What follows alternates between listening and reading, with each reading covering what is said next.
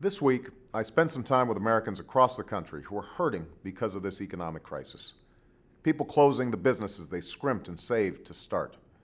Families losing the homes that were their stake in the American dream. Folks who've given up trying to get ahead and given in to the stark reality of just trying to get by.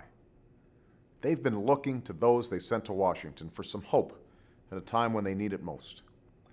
This morning, I'm pleased to say that after a lively debate full of healthy differences of opinion, we've delivered real and tangible progress for the American people.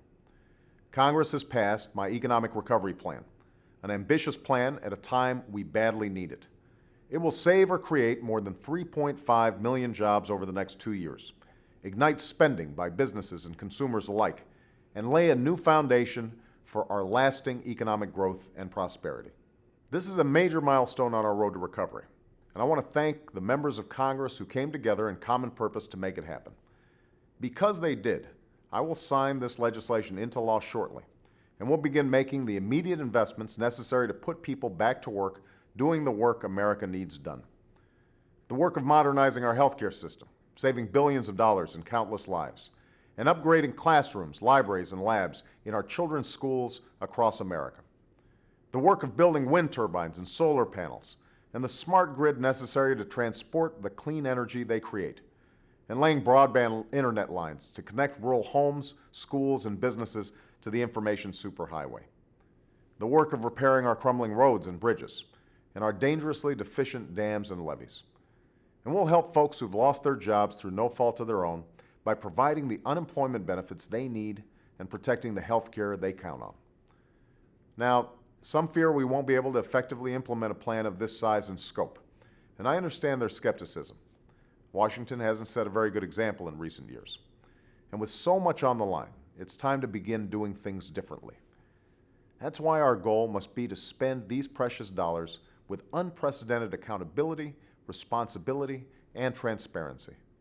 I've tasked my cabinet and staff to set up the kind of management, oversight, and disclosure that will help ensure that, and I will challenge state and local governments to do the same.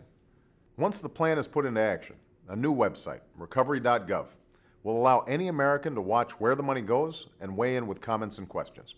And I encourage every American to do so. Ultimately, this is your money, and you deserve to know where it's going and how it's spent. This historic step won't be the end of what we do to turn our economy around, but rather the beginning. The problems that led us into this crisis are deep and widespread, and our response must be equal to the task.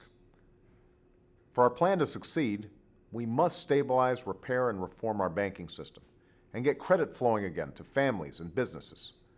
We must write and enforce new rules of the road to stop unscrupulous speculators from undermining our economy ever again. We must stem the spread of foreclosures and do everything we can to help responsible homeowners stay in their homes.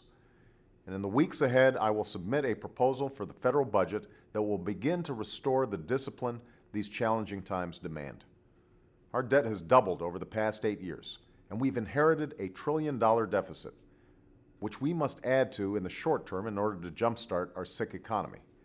But our long-term economic growth demands that we tame our burgeoning federal deficit, that we invest in the things we need and dispense with the things we don't.